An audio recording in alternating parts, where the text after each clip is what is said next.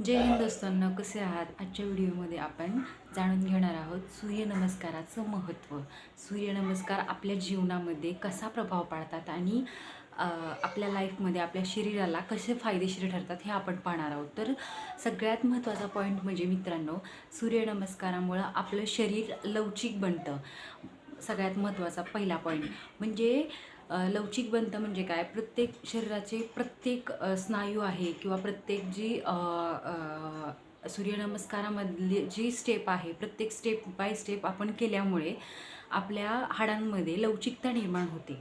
आपली हाडं सहजतेनं कशीसुद्धा वळू शकतात. आय मीन जसं आपण कम्फर्टेबल झोनमध्ये वळवू शकतो अशा पद्धतीने कशीही ती सहजरित्या हालचाल करू शकतात.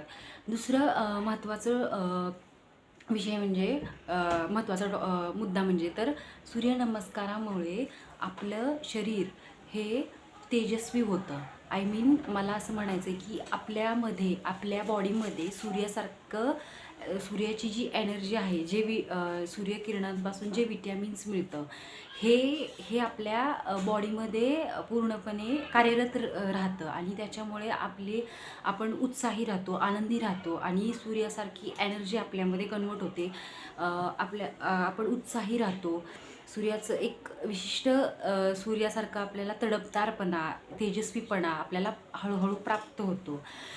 आणि तिसरा महत्त्वाचा पॉईंट म्हणजे मित्रांनो की सूर्यनमस्कारामुळे आपण निरोगी राहतो. म्हणजेच की सूर्यनमस्कार नियमितपणे घातल्यानंतर आपल्या शरीराला, आपल्या बॉडीला एक निगेटिव्ह टॉक्झिन्स बाहेर काढून पॉझिटिव्ह एनर्जी मिळते. म्हणजे शरीरामधील छोटे मोठे रोग असतील किंवा सातत्याने काही छोटे मोठे आपल्याला लगेच ॲलर्जीज होतात, सर्दी खोकला असेल, काही इन्फेक्शन असतील, तर यांसारखे आजार आपण पळवून लावू शकतो. आय मीन की यांसारखे आजार आपल्याला जास्त जडावत नाहीत. मला हे म्हणायचं आहे, आपण निरोगी राहण्यासाठी हा एक उत्तम उपाय आहे आणि खूप सुंदर असा योगा अभ्यासाचा एक सुंदर मार्ग आहे, ज्याच्यामुळे आपण खूप पॉवरफुल आणि सूर्यासारखं उत्साही आणि तडफदार आणि कार्यक्षम राहू शकतो त्या एनर्जीमुळे. आणि त्याच्यातल्या विटॅमिन्समुळे, त्या किरणांच्या विटॅमिन्समुळे आपल्याला